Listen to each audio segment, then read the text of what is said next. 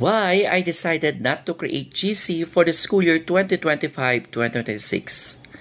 Kasi gusto kong ibalik yung dati na kung saan pupunta yung parents sa school o di kaya naman sa teacher kung meron silang concern o di kaya naman a-absent ang kanilang anak o umabsent ang kanilang anak at magdadala sila ng excuse letter. Kung ang concern ng parents ay tungkol sa reminders, announcement o pointers ng exam. Noon pa man, nagbibigay na ako ng tinatawag kong reseta na kung saan sinusulat ko doon lahat at pinadidikit ko yan sa notebook. Kasi aminin naman natin o hindi lahat nasusulatan yung notebook. Kaya ginagawa ko siyang reminders notebook.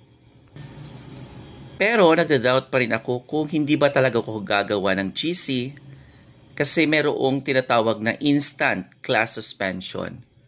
Pero nung nakita ko yung mga pangalan ng aking estudyante at alam ko na meron silang kapatid na nag-aaral din sa aming paaralan, malalaman din ng parents yan sa advisor ng kanilang kapatid.